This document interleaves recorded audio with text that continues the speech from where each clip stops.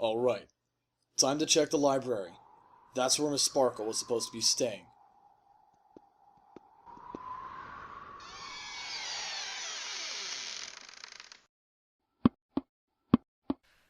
Ugh, this place is a mess. What happened here? I don't know. But fan out and search the place. Look for any signs of where Miss Sparkle could be.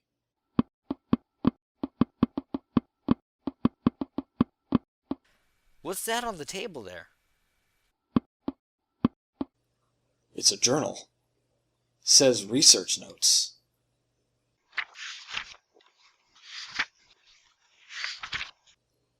Oh no. We need to report this to the princess immediately.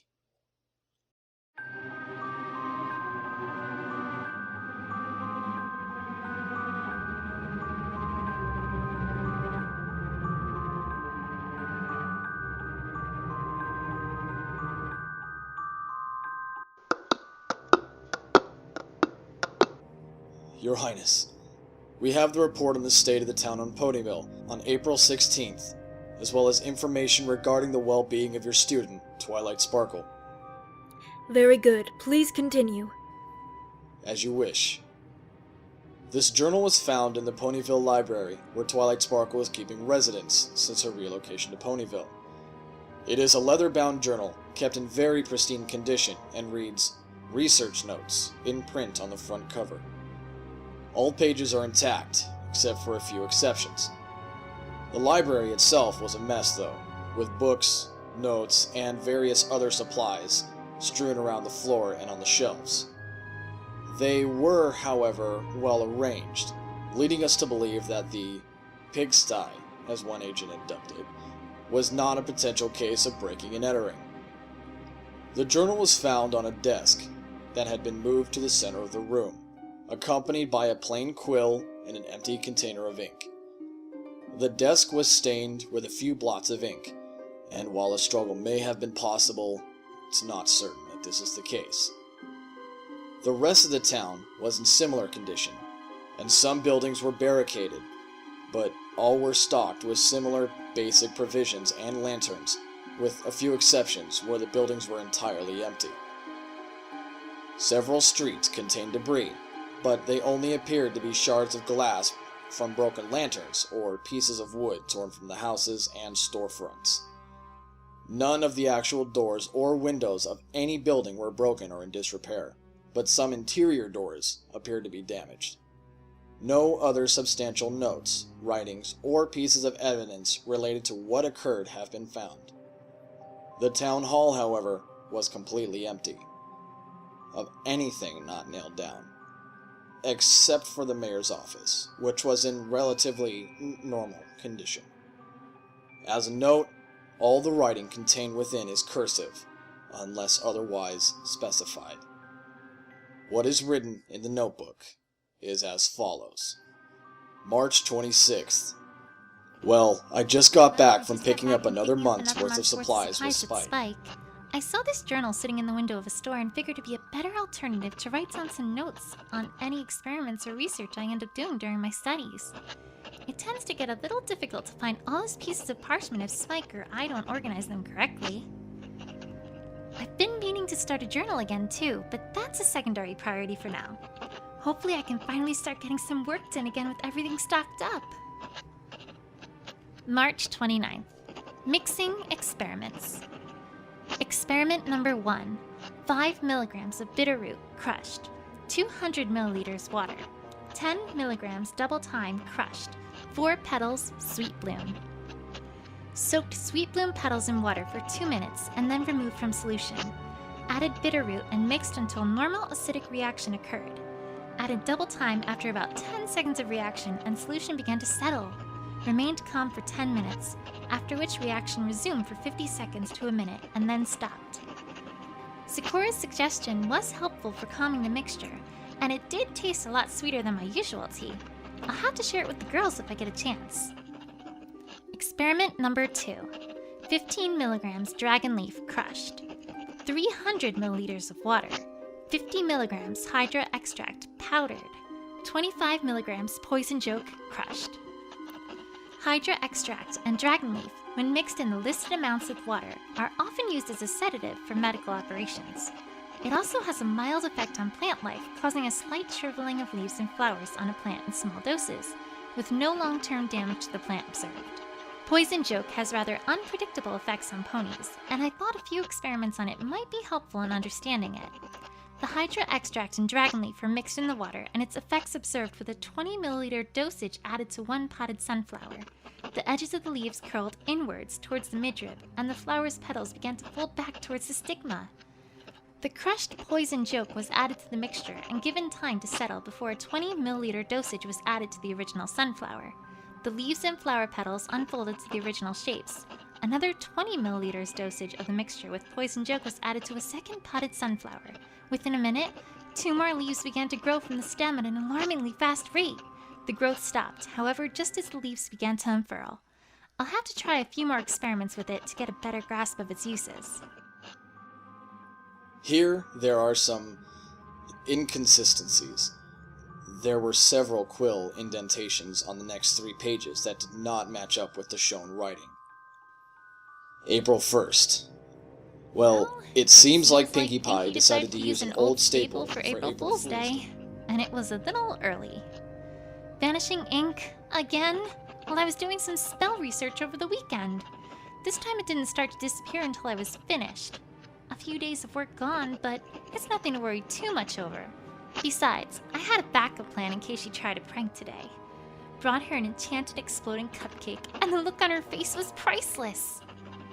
Anyway, I'll have to wait until next weekend to give the research another go, because Applejack asked for some help with planting this season.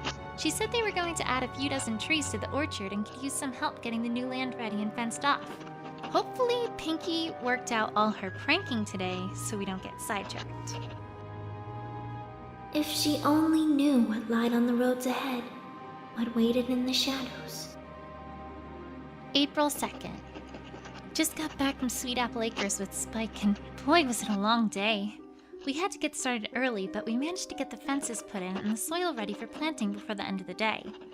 Applejack says we can probably get finished with all the planting tomorrow, and then we can spend the rest of the week watering or helping her out with the rest of the orchard, although she insists her family can handle the rest on their own.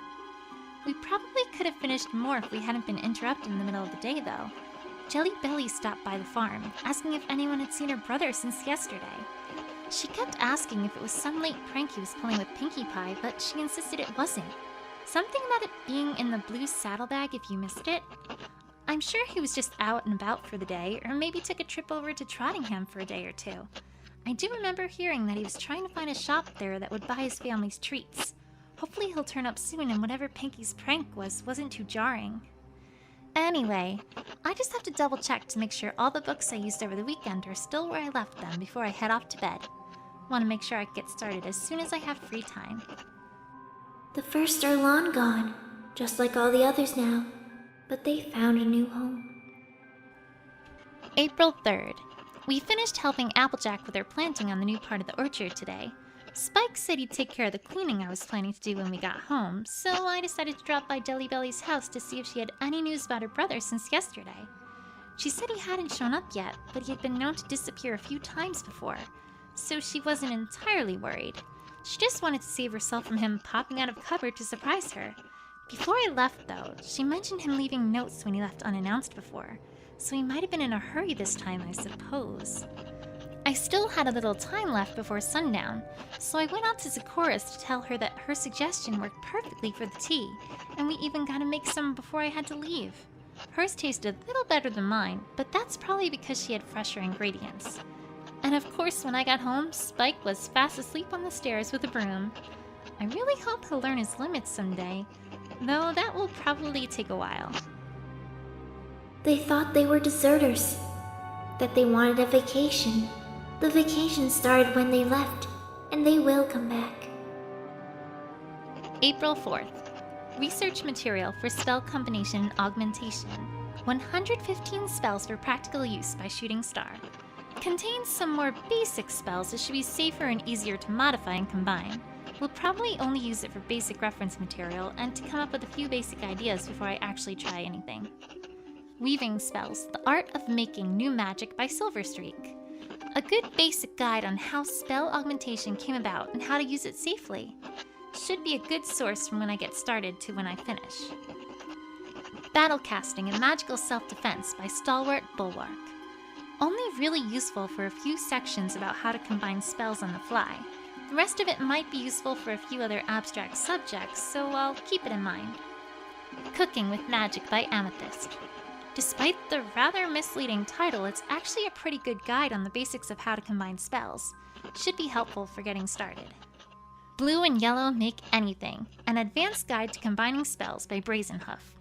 A more advanced book on the subject of using spells together, but it does explain how to build on the basics in more varied ways, so it's a natural step from Cooking with Magic.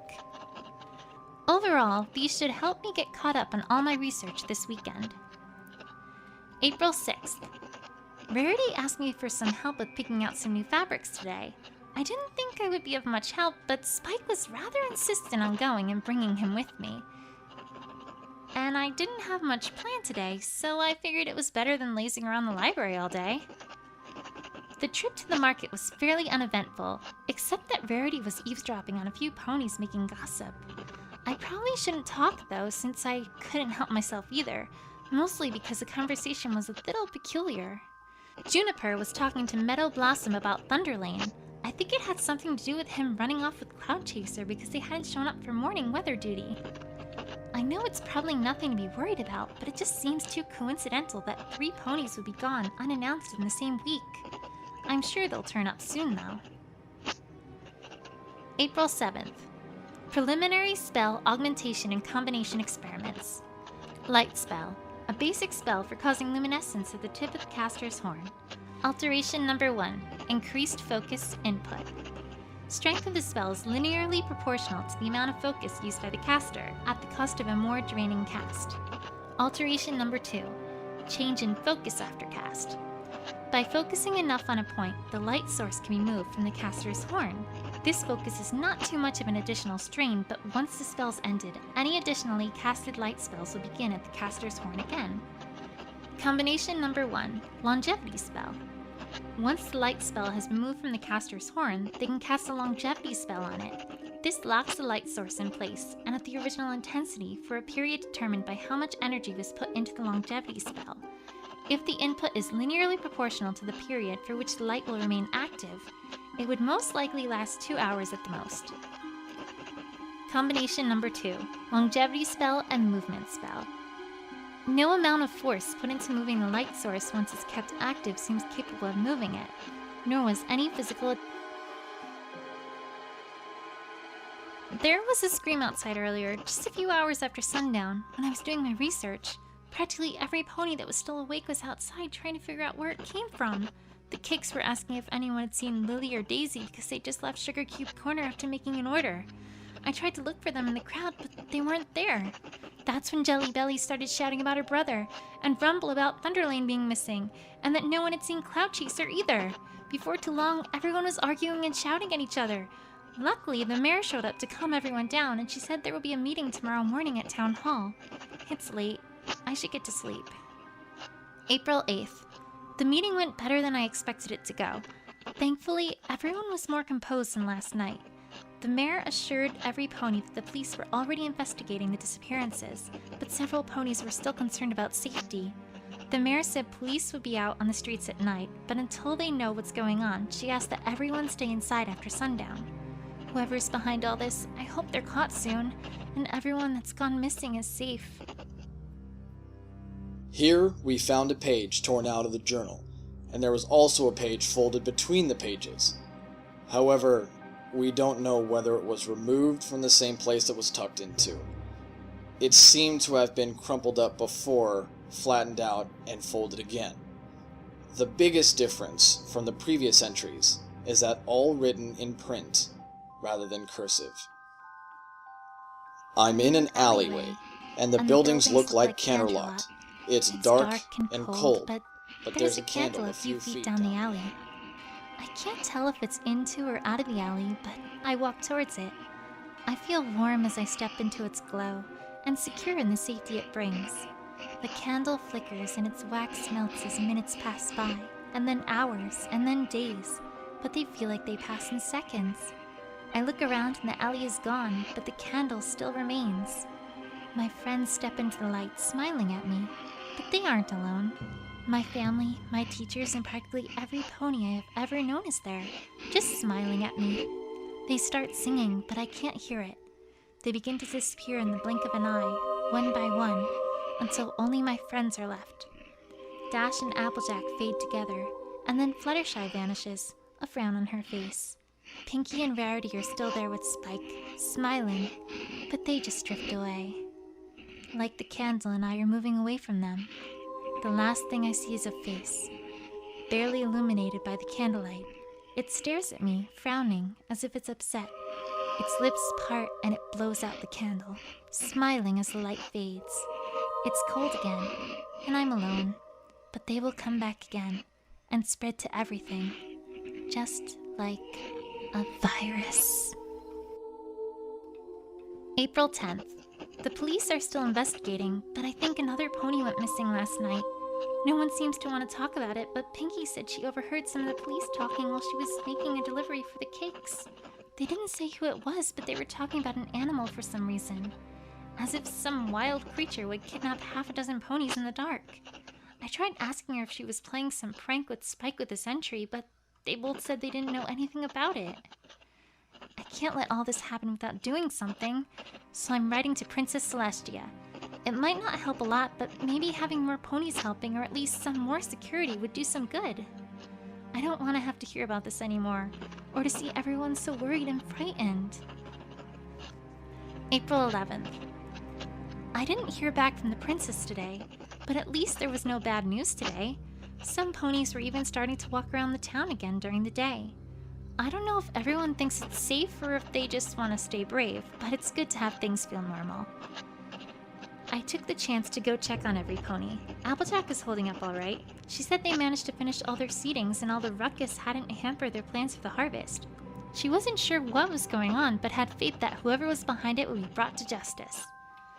Rainbow Dash was fine too, and was boasting about how she'd be ready to fight if anyone tried to take her hostage. Pinkie didn't seem shaken by things at all, but she was worried if every pony that had disappeared was still safe. She's been making deliveries for the cakes because some ponies are too frightened to leave their houses, but they seem more concerned for her than she is for herself. Fluttershy was still at her cottage, but she was more shaken than I'd expected her to be. She said that she was having trouble sleeping and that she always felt uneasy when she was alone. Rarity was stopping by to check on her too, and she seemed calm and collected, at least around Fluttershy. Rarity offered to let her stay at the boutique, but she didn't want to leave all the animals behind. It took a bit of convincing from the both of us, but she packed up her things as long as Rarity didn't mind her taking some sick animals with her. It was getting late, but I didn't want to head home without checking on Sakura. I found my way out to her hut, but the lights were off and the door was locked. I wanted to look around for her, but it was getting dark. I wasn't really worried about being attacked or kidnapped, but I just felt uneasy in the dark. I hurried home as quickly as I could, but I hope Sakura's all right. April 12th. I got a letter from the princess just after sundown. She apologized for not replying sooner, that she was tied up with royal business, but she promised to send someone down in the morning. No word on if there were any disappearances, but even if there were, I'm sure the mayor is making the police stay quiet. Maybe it is some kind of animal. I mean, there's no way any pony could avoid capture for so long, all on their own. Whoever or whatever it is, I'm sure the guards will keep everyone safe. April 13th. The investigators arrived from Canterlot this morning. There were 3 of them, and a dozen guards too. I don't know if the guards were there to help or just to keep the investigators safe, but they were needed for the latter. Reporters asking them questions and ponies pleading for the safe return of their family. Within a few hours, they were calling for a meeting at Town Hall. They were taking volunteers to help keep the streets safe at night, because the princess was more concerned with safety than finding out what had happened. I was a little surprised that so many hooves were in the air, considering how many ponies were afraid when all this started and how many sounded upset. Rainbow Dash, Applejack, and Big Macintosh were among them. I didn't know what I could do, but I had to do something, so I volunteered too. Pinkie, Rarity, and Fluttershy are staying here at the library with Spike, and it's a few minutes until sundown. It should be a lot less likely that something bad will happen with all this security. April 14th. It was uneventful until midnight. I was with Applejack and Rainbow Dash, along with one of the investigators from Canterlot named Sugarcane. I was trying to get something out of him about what's going on with the investigation or if they had any leads about who or what was behind it, but he didn't want to talk much. Applejack and Dash tried to assure me that things would be alright and to trust in the investigation, but I wasn't convinced. That's when a scream came from a few streets away. We rushed towards it as quickly as we could and arrived at the same time as 2 other patrols. There was only one guard, a broken lantern, and no sign of the others that were with him. He didn't even seem injured, just frozen in fear.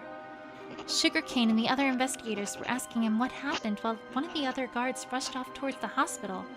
Everyone that had stayed inside was turning on their lights and trying to get a look outside to find out what had happened. The guards tried to keep curious ponies away and tell them to go back to bed, but the guard that was attacked just started rambling. He said they saw something just in the dark of an alleyway. It didn't look anything like a pony, and it was staring at them for a few moments while another guard with their lantern moved closer. He said it screeched so loudly that his ears were ringing, that it sounded like a train screeching to a halt, and it lunged out of the alleyway at them, knocking the lantern away. He said the others were gone in a moment before they could even scream, and then it just sat there, staring at him. He just kept shaking and screaming about hearing it whisper to him. A few nurses from the hospital arrived, and they took the guard off. The investigators were talking in private, trying to decide what to do, but they eventually told everyone to go back to their homes that wasn't with the police or from Canterlot. I offered to let Dash and Applejack stay at the library with me and the others, but Applejack said she'd be fine at Sweet Apple Acres, and Dash insisted she was fine on her own, even though I could tell she was a little spooked. I don't know if I should keep writing about this, but if all this stops, someone has to know, just in case whatever it is happens again. April 15th. Practically everyone is confined to their houses now, except for a few hours. The police want to keep every pony safe, if not from this thing, then at least from each other, and they're setting up lights to cover the streets during the night. I guess they think that's because it knocked a lantern away, it must not like the light. It's not too far-fetched an idea.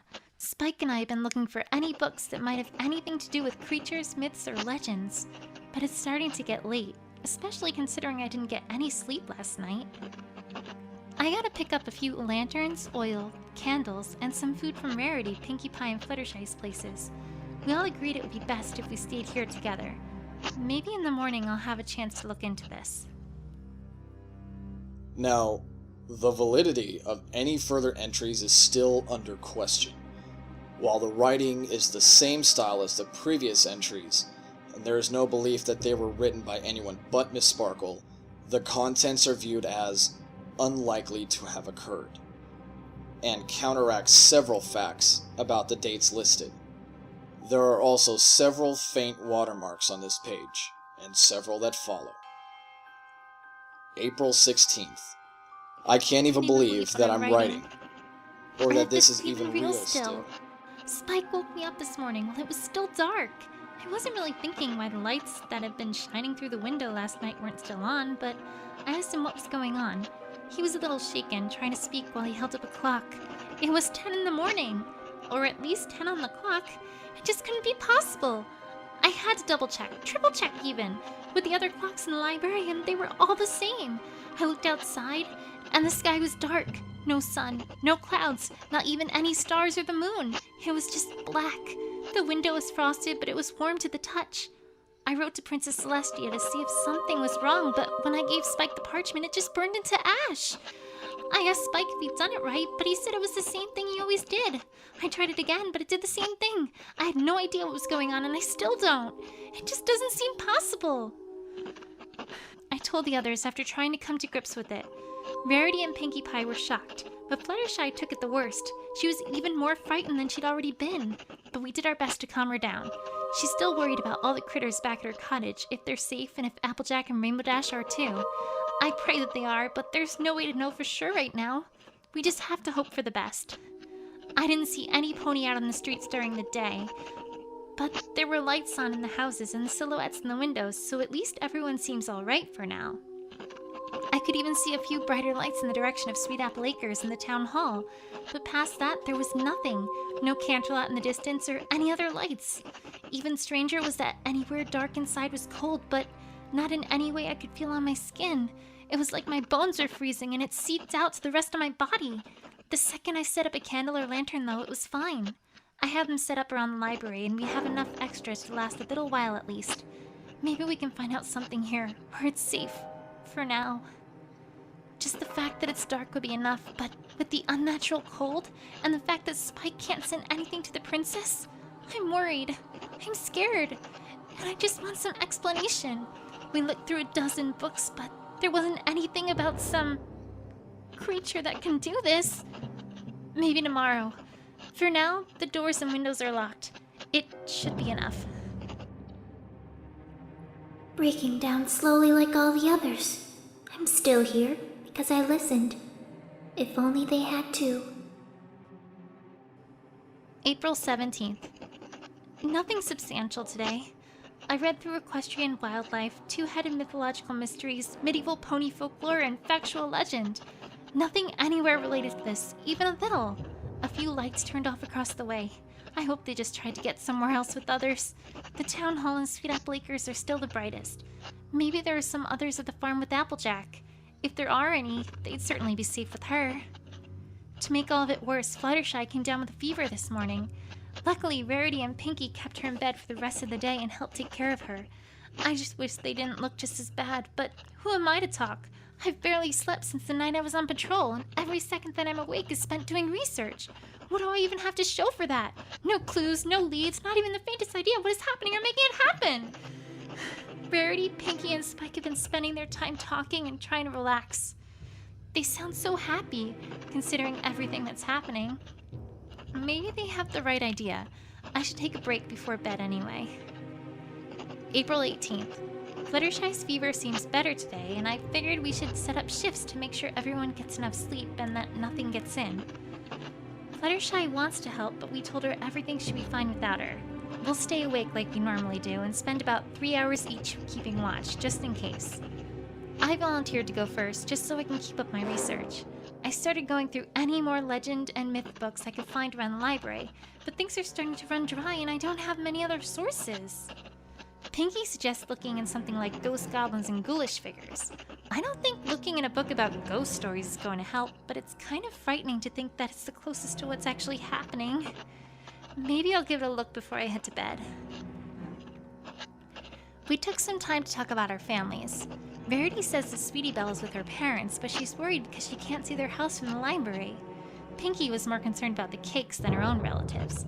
She hopes they're far enough away from here that they aren't in danger. I don't even know if the rest of Equestria is experiencing this too. Canterlot will be the safest place, no matter what's happening. I'm sure Mom and Dad are safe there with shining armor. I just hope the reason the letters weren't being sent isn't that the princess is hurt. I think another light or two is going out. I hope it's just ponies trying to stay together instead of separated. Maybe I could try and get down to Sweet Apple Acres to see if Applejack and the others are alright. Though, getting to the town hall might be easier considering how close it is. That's all for later, though. I need to focus now. This next page is torn from the top right to the bottom left. It does not seem that whoever did this was trying to remove any specific information, but we can only guess as to what the rest of it says. I'll read what is left of the page. April 19th. The watch went fine last night, and everyone is feeling a bit better now. Getting some actual sleep. I think I finally found something from ghosts, goblins, and ghoulish figures, too. Took a bit of searching, but I found something that seems to match what's happening. Little bit. There's a legend from northern Equestria, back from when the discovered. Some foresters and explorers were supposedly seeing forest. They called them shadow walkers because they would only corner of someone's eye.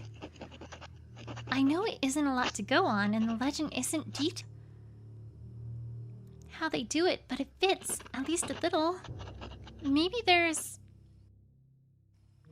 That would help give me more insight into it. But the whole... Scary stories more than anything concrete? Either... Kept the page marked, along with any others. In case it gets unmarked, it's page 46. Questioning where they come from and what they are. She was misbehaving, like a whiny child that wants to know why she's being given candy. If she listened, she would know. I stole what they learned, but gave them something in return. Here, there are 5 pages afterwards that were ripped from the journal as well. But another folded page was found in between the pages. This page was not wrinkled like the previous one, but its writing is in print, like the previous inserted page, and the tears along its side match the first of the removed pages. The same as before. What little I can remember. The alleyway. The candle. But no one came this time. I sat there for hours, watching it flicker and the wax melt and slide down its side. I felt watched, and I could hear them, whispering about me. How long will she last? How much will it take? Will they ever learn? Should they? Could they? Do they even deserve to? I take a deep breath and slowly blow out the candle. The face is there again, and I can see its eyes staring at me, but they're empty, hollow, and black. It smiles as if it's saying that I did the right thing. I feel cold, but it fades as the shadows envelop and shelter me. They're welcoming and warm, and I finally give in, at peace with my mistakes. I'll probably forget again. Why am I remembering now? She never remembers because it was painful, illogical, unacceptable. She couldn't leave them behind. Loyalty isn't her talent, but she clings to it like a lifesaver. Maybe because the other was missing, or maybe because she trusted them. She made a mistake trusting me, but I was not with them in the end. April 21st. Fluttershy broke a lamp earlier. I don't know how it happened, but the rest of us rushed over with some light. She was shivering, probably from the cold and just staring at the window. It took a bit of work, but we managed to get her attention. She looked a little pale and feverish, so Rarity took her back upstairs to get some medicine and rest. Pinky's still trying to act normal, but I think Rarity is slipping. I saw her crying in the corner earlier. When I asked her about it, she said it was nothing, but I can tell she's worried. Probably about her family or Applejack and Rainbow Dash. Not surprisingly, Spike has been spending a lot of time with her. Whenever he talks to me, he sounds so frightened, but every time he's been talking to her, he tries his hardest to act brave. I never expected something like this to make him so much more mature. I know it sounds silly, but I'm proud of him. I know for certain now that lights are turning off, but the town hall and Sweet Apple Acres are still lit in the distance. I'm thinking about trying to get to Sweet Apple Acres to talk with Applejack if she's still there. I could teleport from house to house, stay in the light, but I don't want to leave everyone else here, especially if Fluttershy starts getting worse again. They might not even be there. I'll ask Rarity and Pinky what they think tomorrow. For now, I need to stay focused for the watch. I've been reading battle casting and magical self-defense, just in case it comes to that. Maybe it would help me feel like I have some control. April 22nd. I talked to Rarity, Spike, and Pinky about heading to Sweet Apple Acres. They were a bit more indecisive than I thought they'd be. Pinky and Spike really want me to stay, but Rarity thinks it's the only way we can try and move forward. And I think so too. I told them I'd wait a day or two to think it over some more, but it will have to be soon or there won't be many lights left. Fluttershy was up and about again, thankfully. I saw her looking out the window, I think towards her cottage. I asked her if she was okay, and she said she's fine, but that she was worried about them. I assumed she meant the other ponies or the critters back at her cottage, so I told her they were safe. I guess it gave her some comfort because she smiled. I don't really know if she believes it or not. I don't even know if I do. Pinky asked for our help earlier with something. I wasn't really sure what to expect, but she pulled out a few cupcakes and birthday candles she'd brought with her. She said it was Junebug's birthday today, and she was going to throw a party for her before everything happened, but she didn't exactly have the decorations for it now. She said it probably wasn't worth much, but that we should wish her a happy birthday, even if she wasn't here. I didn't really know what to say, but Pinky had a point. Just because they weren't all together doesn't mean we should forget about them, no matter how dire things are. The cupcakes were good, too. Too blind to see reality, too deaf to hear their wisdom, too mute to speak her truth, too numb to feel fear, joy, pain, love, sorrow, courage, hatred, accepted. April 23rd. I've been getting ready to head out today. Verity and Pinky helped me mark a few houses that were still lit on a map of the town, and I think I have a good path from here to the orchard set up. It's going to be a 2-day trip. One to get there, rest, and talk to the others, and one to get back. If everything goes according to plan, we can start working together on a way out of all this. Maybe I'll find someone on the way there. A new face or any other sign of life would be assuring at this point. Pinky gave me a few of the cupcakes she had left, just in case I do find anyone. She said it will make them feel happier to see a friendly face in a cupcake instead of just a friendly face. Fluttershy asked me to keep an eye open for any of her critters and to tell them that she's safe. Spike didn't say it in front of Rarity, but he still didn't want me to go, or at least go without him. I told him that he'd be safe on my own, and I promised to come back. It was hard not to cry when he started, but I told him to be strong for Verity, Pinky, and Fluttershy. I know he promised, but I'm still worried. I hope everything will be alright. April 24th. First 3 houses down. Seems like the route is working so far, but no sign of anyone. No clues of where anyone that might have been here went, but there are supplies scattered all over the place. Maybe I can pick some up on the way home. Another 2 houses down. One had the doors barricaded leading outside into a closet. Didn't want to take the time to break them down, but I could have sworn I heard something. It sounded like whispers, but it's probably the wind of my imagination. I need to stay focused. Just over halfway there. Still no one. Some of the recent houses were picked clean though, so maybe everyone left and headed to Town Hall or Sweet Apple Acres. I hope they've made it if they did. Only a few more houses to go. I'm almost there, but the house before this was unsettling. The door was broken down when I got there and the lights were flickering. It felt odd, fluctuating between cold and warm so quickly. I felt watched and I got out as quickly as I could. I'll try to skip it on the way back. It's empty. April 25th. They took some of the lights from the streets back in Ponyville and had them set up all around the orchard. I thought I didn't see anyone immediately because they were all inside, but I looked everywhere. There's no notes left behind that they left to go somewhere, but I did find a book out on one of the counters with a quill next to it. It looks like a journal on crop rotations and planting in the orchard. Maybe someone was using it? Just started reading the journal. It looks like Applejack and the others were coming to the same conclusions, and Rainbow Dash was here too. I looked around again and I think there are graves here where the soil is freshly moved. They're marked with shovels. There aren't any names.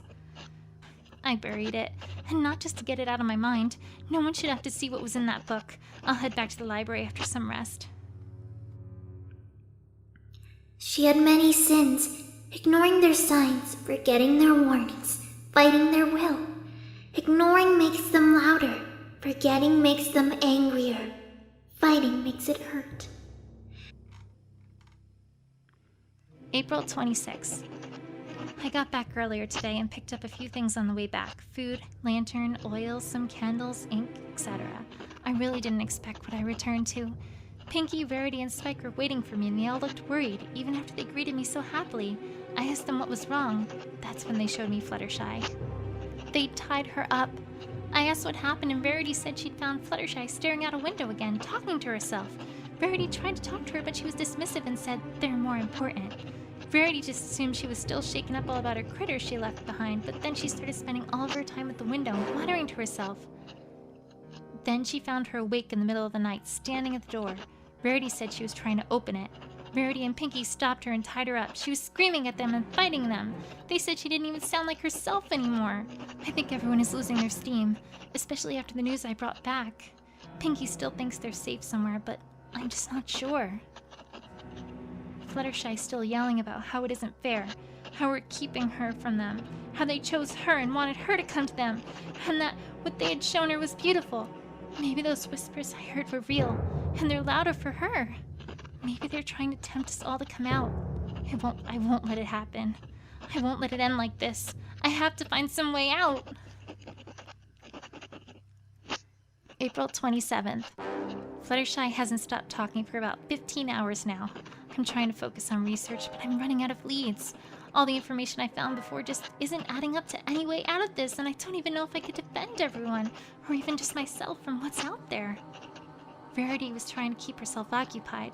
She found an old sewing machine that was in the basement and just started breaking apart the curtains and some of her other dresses to make something new. She's just running herself ragged to try and forget everything else. Pinkie tried to keep Spike away from Fluttershy as much as she could.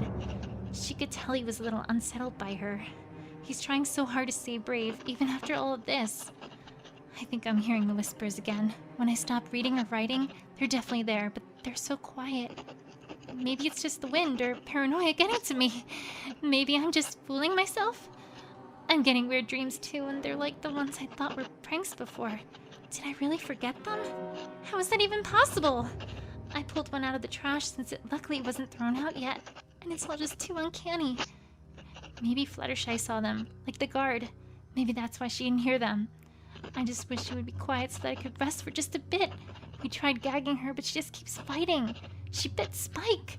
I don't even think she's really her, just because that can't be her. How can her body twist like that? I just have to stay awake, only until Rarity is ready. I have to stay focused. I have to stay awake. I won't let this end. I won't give up. I won't lose them. I won't. I won't. I won't. I won't. I won't. I won't. I won't. I won't. I won't. I won't. I won't. I won't.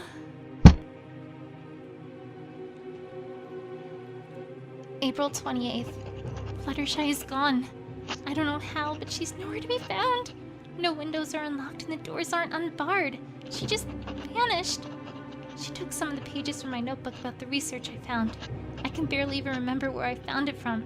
And now it's gone. The whispers are louder now and everyone else is hearing them too. I feel like we're being watched. Like there are just eyes just outside the window.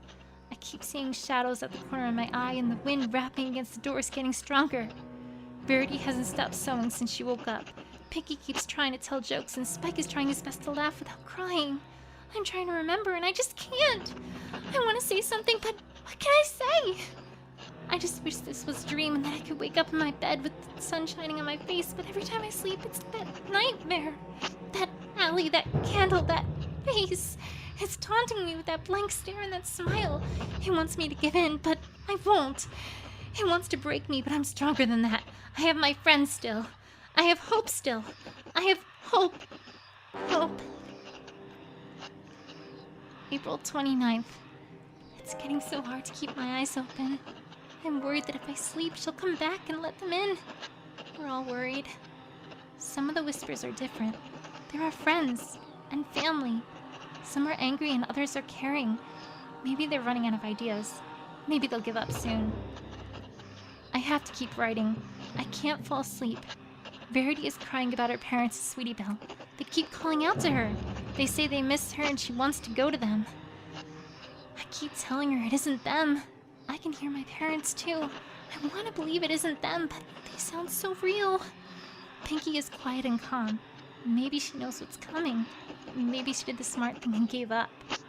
I can hear her praying. I didn't know she prayed. Spike can barely speak. He keeps clutching me. I try to comfort him, but it seems so pointless. The whispers aren't whispers anymore. The wind isn't the wind anymore. I can't fall asleep. I can't close my eyes. I can't let it end. Not like this. I can't give up. Your Highness, this is the last written page of the journal. It is entirely in print. No other markings are found on future pages. I blinked, and Pinkie was gone. Verity started to yell about eyes watching her in the screens. I couldn't hear them. She cried. She wanted me to make it stop. I can't. She wanted to wake up. I wanted to. Spike wouldn't say a word. I felt so cold, even with the light, and Spike clutching me tight. The lantern started to go out. I closed my eyes to form a light, and Verity wasn't there. It was quiet again. I did my best to comfort Spike. It felt so easy with the whispers gone. It was so easy to push him away into the dark. I had tried everything and it was worthless. I struggled and the chains became tighter. I tried to forget it and it just kept coming back. Why did I hope when there was none to begin with? The light is starting to flicker now. I can't tell if I'm giving in or just losing strength. The face is there, at the edge of the light. There are a lot of them. They're all the same. They're smiling. They look so happy. I want to be happy too. I can't keep fighting it. It's the truth, right? The end? No. A beginning? Yes, they're a beginning to a better path. If you could only see, you'd know. This is what she meant. It's so beautiful. I'm ready. It's the only choice I have left. All else failed.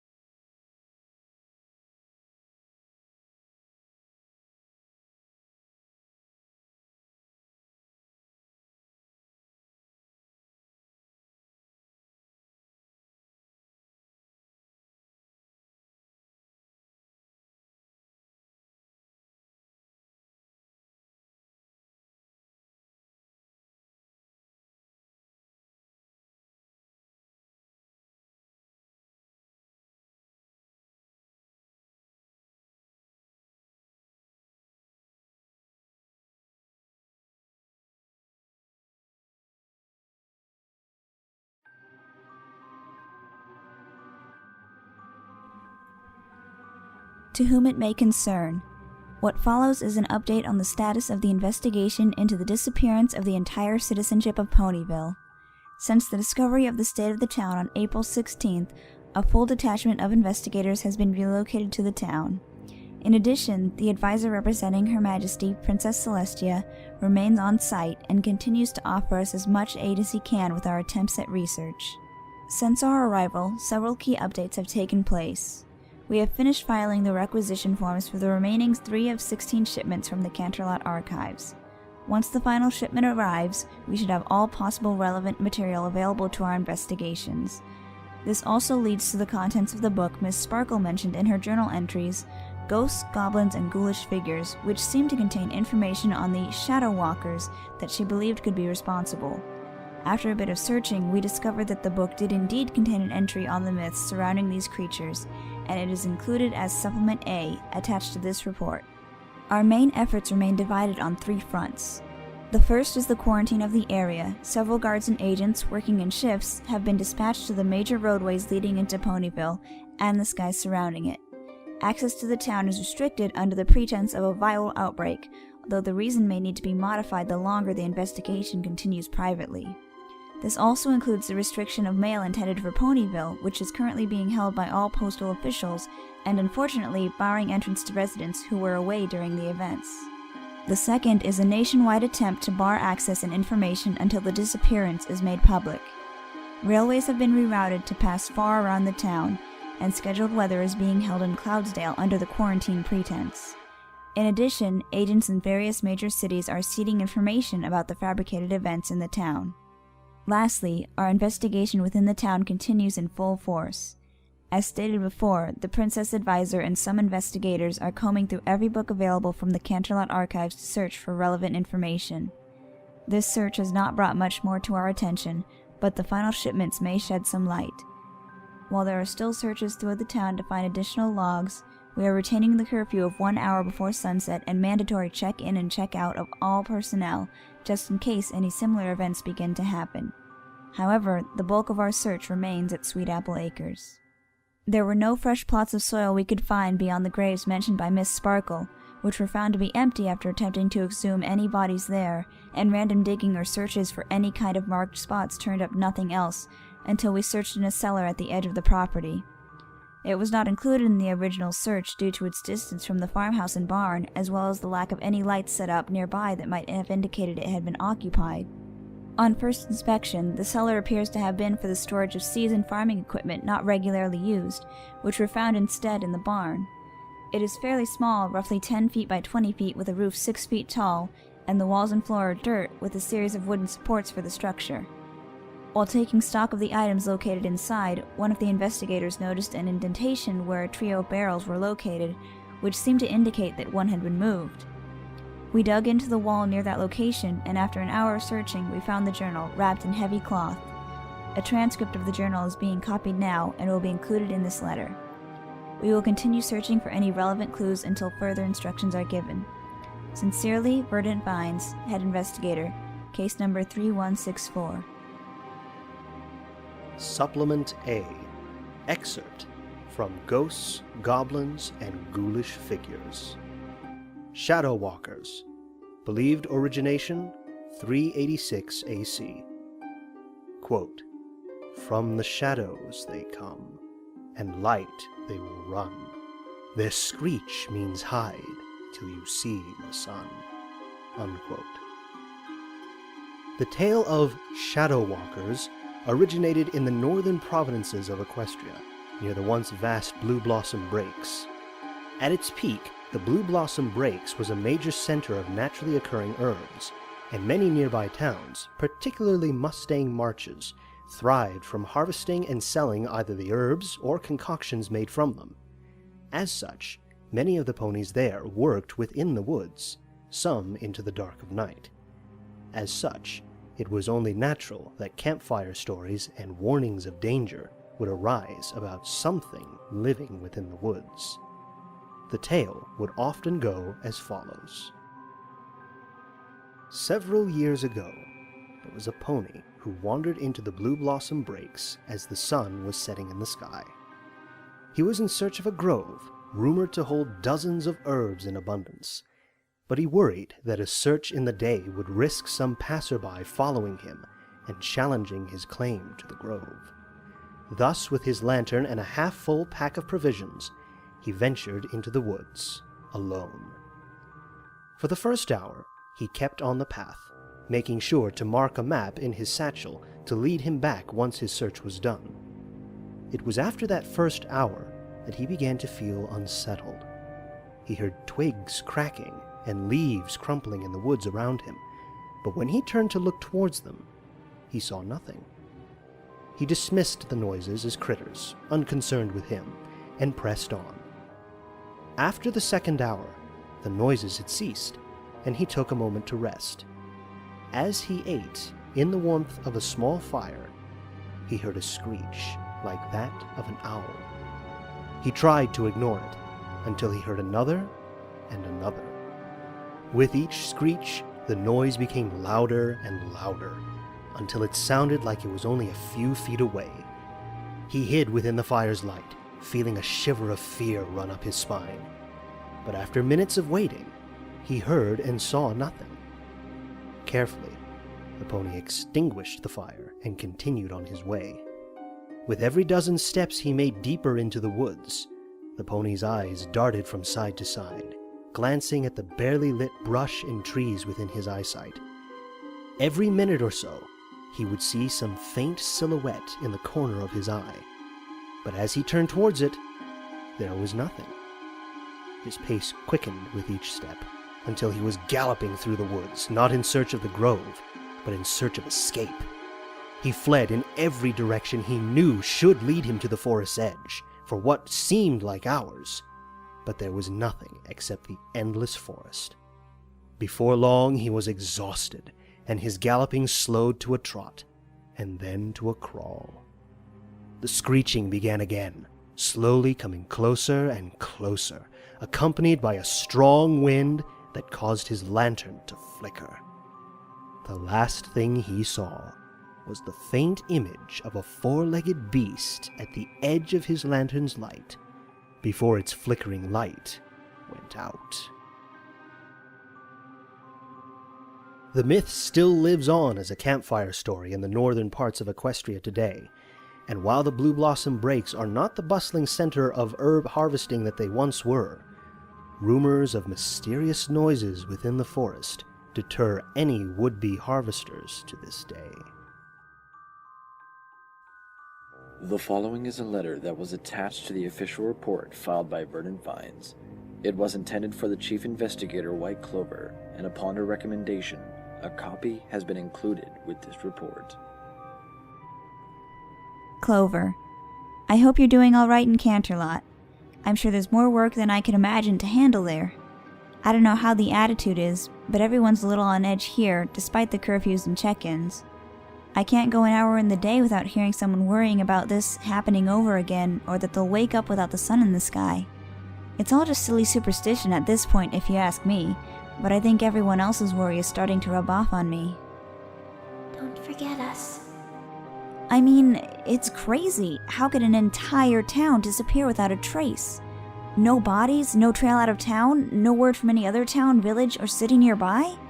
What's even worse is the rumors spreading around camp, and the pranks some pony must be pulling. Every pony keeps finding these faint, barely visible notes scrawled on the copies of the journal we have. I've even found some on my personal copy. They're all cryptic messages that don't seem to mean anything.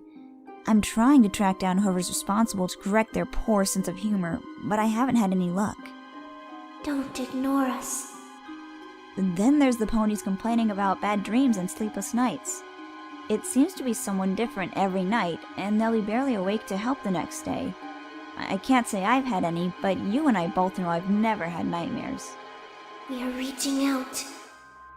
The worst thing is what Lantern said after finding that cellar. I know the official letter said we looked into it as a last option, but what he claims happened is too strange to believe. We were starting to wrap up for the day, an hour before the curfew. Lantern was on the other side of the farm, filling back in holes and marking them for the next day. He said he heard something, like a knock and a muffled yell from the far end of the field. We tried to call out to him, but he just started running and digging at the ground. We ran over to try to find out what he was doing, and that's when he hit the cellar door. I could knock it up to a hunch, but he says he heard the noise and then just zoned out. He says the next thing he remembers was hitting the cellar door with his hoof, and us shouting at him. We marked it and came back the next morning, but Lantern had been up the whole night. He said he just couldn't sleep. Hopefully he can shake his nerves before they get the better of him. Good luck with everything on your end. We will not stay buried. Love, Vines.